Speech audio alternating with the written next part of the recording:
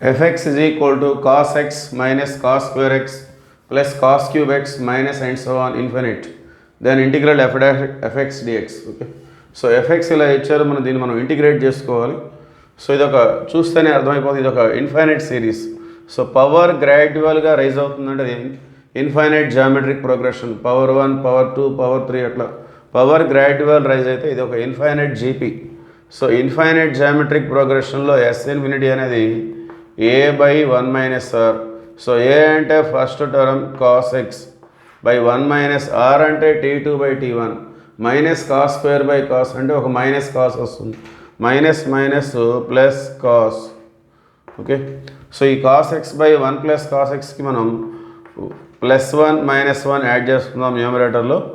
So ఇప్పుడు మనం 1 plus cos x by 1 plus cos X అంటే 1 minus 1 by 1 plus cos X, ఈ విధంగా స్ప్లిట్ చేసుకోవాలి.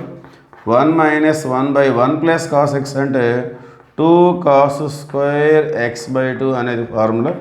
So it become 1 minus 1 by 2 cos square పైకి వచ్చేస్తే secant square X by 2. So దీనికే మనం ఇంటిగ్రేట్ చేసుకోవాలి dx. సో ఇంటిగ్రల్ 1 dx అంటే ఏమొస్తుంది, ఇంటిగ్రల్ 1 dx అంటే x minus half, integral secant square అంటే ఏమొస్తుంది tan x బై 2. మరి ఇంటిగ్రేషన్లో ఎక్స్ కోఎఫిషియంట్ అనేది మనం డినామినేటర్లో రాసుకుంటాం. సో ప్లస్ సి, ఈ హాఫ్ క్యాన్సిల్ అయిపోతే x minus tan x by 2 plus C. This is the answer. Okay, thank you.